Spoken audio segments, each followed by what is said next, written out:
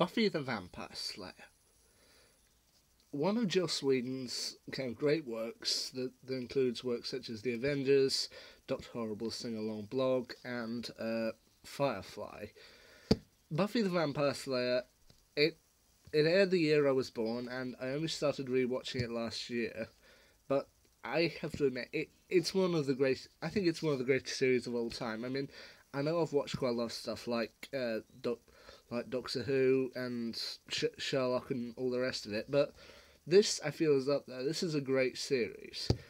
Now, while it has got quite a lot of good episodes in there, such as Hush, Once More with Feeling, there are a few episodes I feel that fly under the radar. So I compiled a shortlist here of 8 episodes that people may tend to overlook, but that I think are pretty good.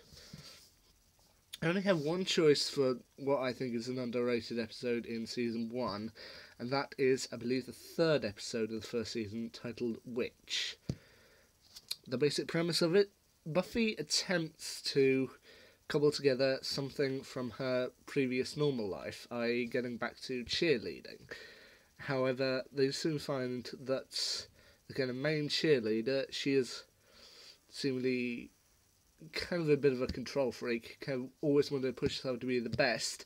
They suspect something off about her, and they eventually discover that her mother, who was a witch, has actually transferred her mind into her daughter's body and vice versa, forcing her introvert daughter to stay home, do her homework and eat chocolates and all that, while she goes off and reclaims her youth inside her daughter's body.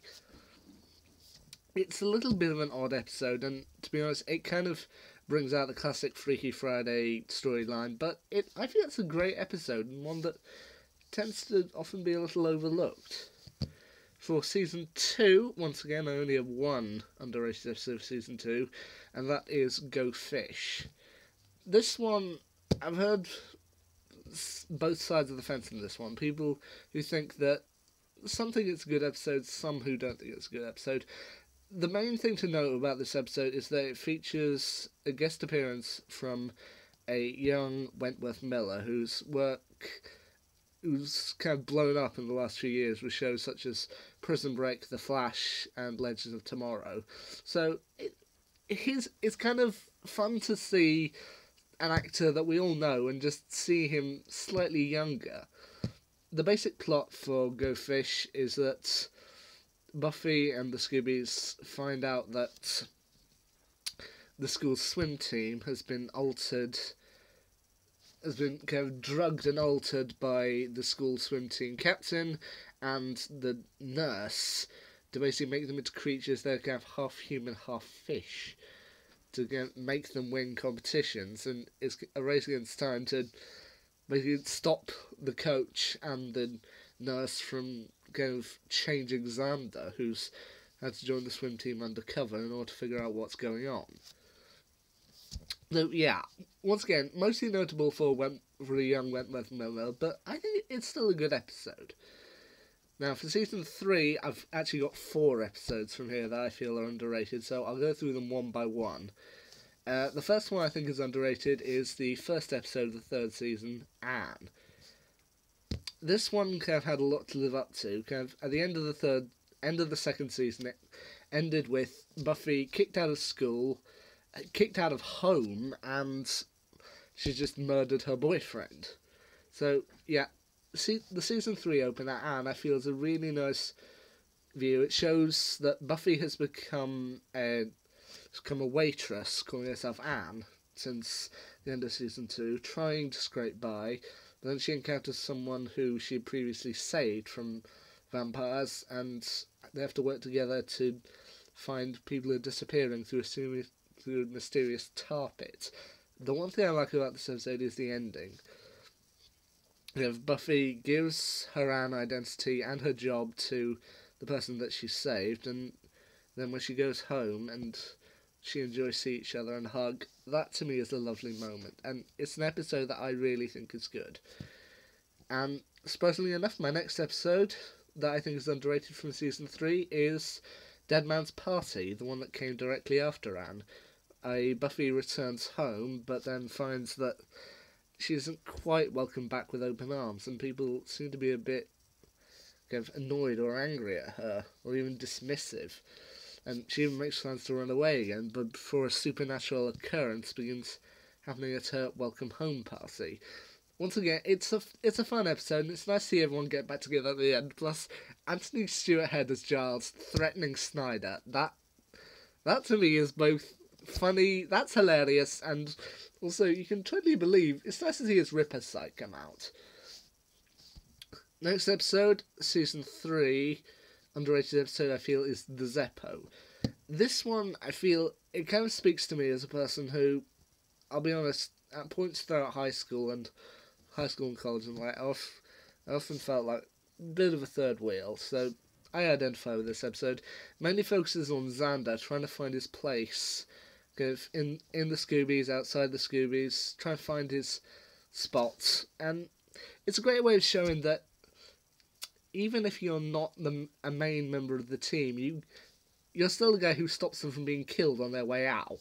You know, that's fun. That shows you can be useful.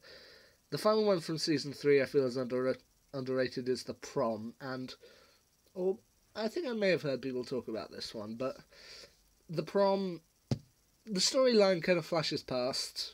It's good, but the last few minutes is what kind of gets you. When Buffy is awarded the new prize from Jonathan and the rest of the school, kind of for being the class protector, and then when she dances with Angel, that bit, those last few moments of the episode, those are very sweet.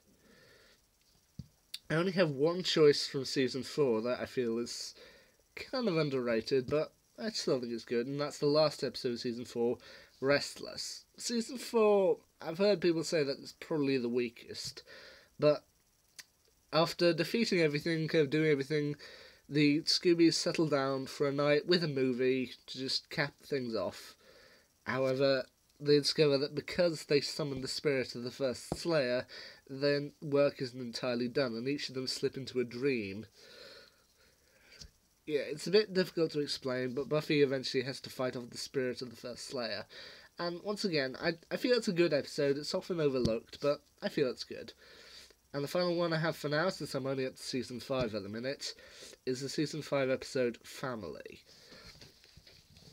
This one, if you look at it, if you look at the entire episode, it is a commentary on a specific issue, but I'm not here to address that. Once again, the premise of it, Tara is contacted by her family, certainly her dad, brother and sister, and is told that she has to come home to be with them because soon her demonic side will kind of emerge and she'll become evil. And once again, I feel the last few minutes of this particular episode, these are what make it. When she tries to use magic in order to make the group not see her demonic side, and subsequently they get attacked by demons, she eventually reverses the spell, and she agrees she probably has to go home with her family. But the group stands up for her and basically says, no, you can't take her. If you want to take her, you have to go through us. And she say, yeah, sure, alright, take her. But if you do, you gotta go through us. And even Spike helps at the end, to which, like, when he punches her to prove that she's not demon, and she is actually fully human, that's hilarious, but also quite clever. So, you know what, that works. So, there you go. 8, what I consider underrated episodes of Buffy the Vampire Slayer. Hopefully I'll find more in the future. Anyway, see you for now.